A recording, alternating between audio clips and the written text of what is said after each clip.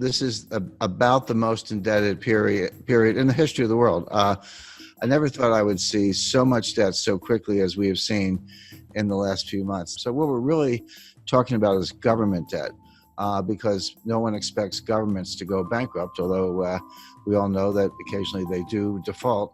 We've seen many cases of that, but certainly not the United States or the UK or Spain or France. No one expects any of those countries to default anytime soon. But the way I think about debt is I use the debt to GDP ratio, because debt is not automatically a problem. It may be a problem or it may not be a problem. It all depends on how much income or output you have to service the debt. So just to give a simple example, let's say you have a credit card and you have a $50,000 balance on your credit card. You owe the bank $50,000. Is that a problem?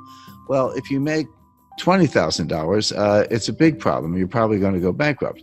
But if you make $200,000, you could probably, write a check and pay it off. So the answer as to whether the debt is a problem or not can only be thought about in relation to your income. And so I use the debt to GDP ratio. I say, how much debt does a country have? How much debt is outstanding? And how big is their GDP?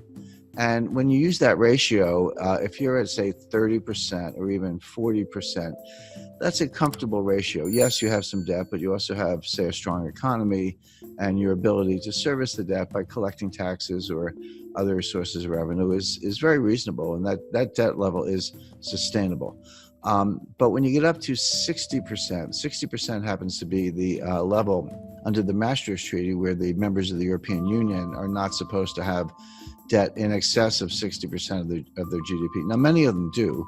I'm not saying this is a hard and fast rule, but that's where Angela Merkel gets a little bit upset when you're above 60%. And Spain and France and some other, Italy certainly are above that threshold. But there's another threshold that's important, which is 90%. And 90% comes out of the research of Ken Rogoff and Carmen Reinhart. And what they've shown in developing markets, developed markets throughout the 20th century, recently, in the distant past, no matter where they look, once a country gets above 90% debt to GDP, a couple things happen. Number one, debt is no longer productive. The idea of borrowing is I'll borrow $1. I'm going to do something with that money. Huh? Yeah, I'll borrow the $1, I'll spend the $1, but I'll get $1.20 of GDP because, I'll spend it on something, but then the recipient, he'll spend it, and then someone else will spend it. And by what's called velocity, or the turnover of money, you'll actually get more than you borrow. That's Keynesian economics, very simplified version of it. But what Rogoff and Reinhart have shown is once you get past 90%, that's no longer true. You borrow $1 and you spend $1, but you might only get 90 cents or 80 cents of GDP. In other words, you reach a point where you cannot borrow your way out of debt. You cannot borrow your way to get enough productivity to get out of debt. And then you're sort of in a doom loop or a death spiral. Well, I mentioned 30% is comfortable, 60% is a problem in Europe, 90% is this critical threshold. The United States today is at 106%. But we are very rapidly moving to 120%. When you take the additional $5 trillion of new deficit spending that the Congress has approved and put that on top, and bear in mind, the GDP has gone down, right? So your denominator is shrinking, your numerator is going up, which means the fraction is going up, and now the debt is well in excess of 100%. It's actually coming into 120%. So all of a sudden, the United States starts to look like Italy, or for that matter, Lebanon or Japan, which is the highest of all.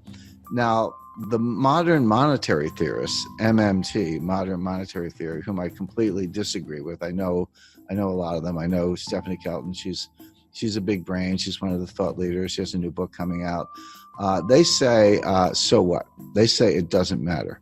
That you can take your debt to GDP ratio to not only 100%, but 200%, or in theory, even 300%. It just doesn't matter for two reasons. Number one, you can always print the money to pay off the debt.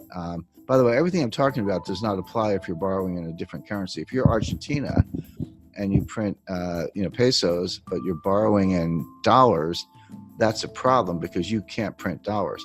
But of course, the United States can print dollars. The ECB can print euros.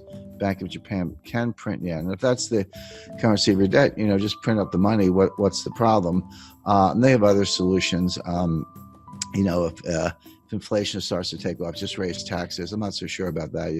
You've borrowed yourself into oblivion, you get inflation, and you think you can tax your way out of it. That doesn't sound like a very good way to go. But the bottom line is that all the countries, starting with the United States, but all the major developed countries, are now in these sky high and rising debt to GDP ratios. Now, the question is, what's going to happen next?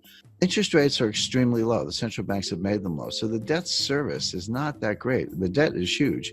But if you're only paying, a fraction of 1%, it's not as if you're incurring a lot of interest expense, which of course adds to the deficit. So that's the first thing.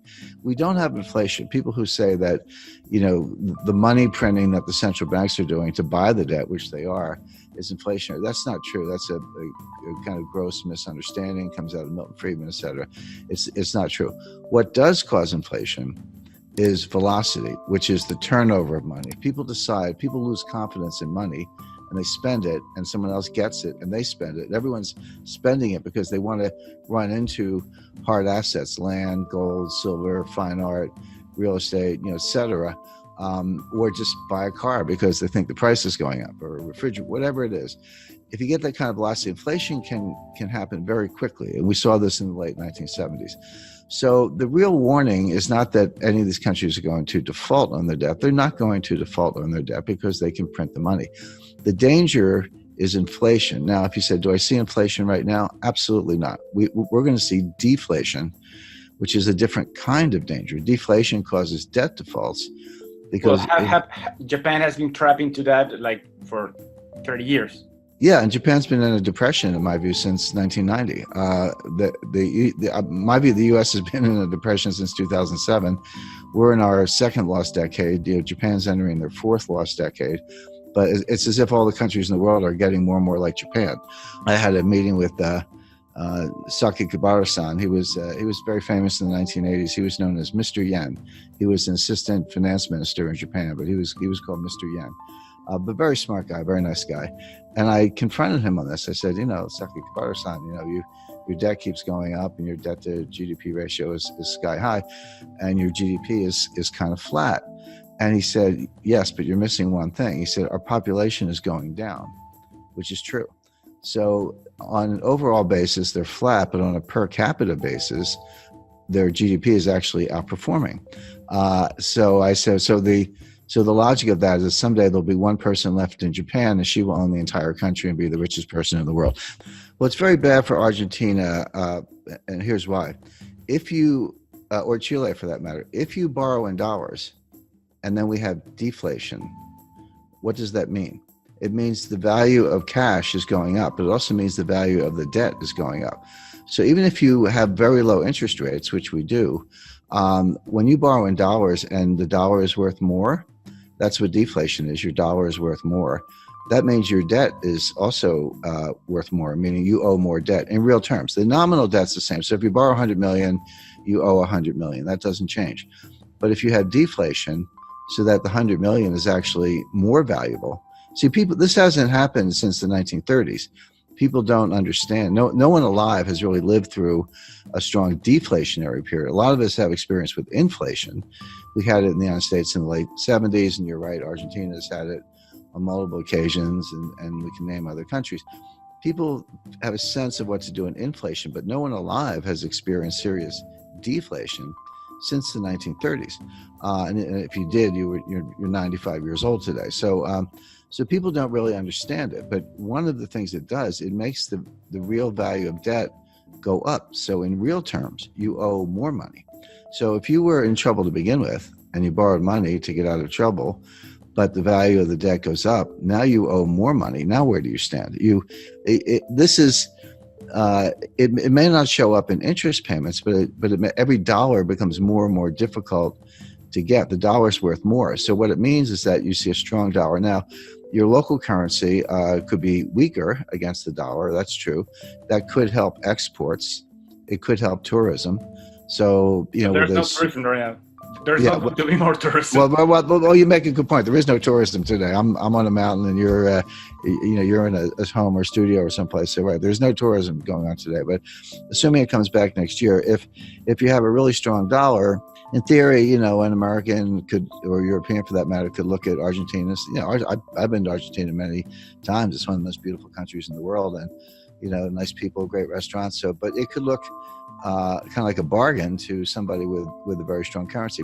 Sure. But that's not really Argentina's problem. Argentina needs more high-tech industry, more high-value-added industry. It needs to break out of what's called the middle income trap, where you get to a certain point, but you can't get past that point because you can't just do it with assembly-style manufacturing jobs.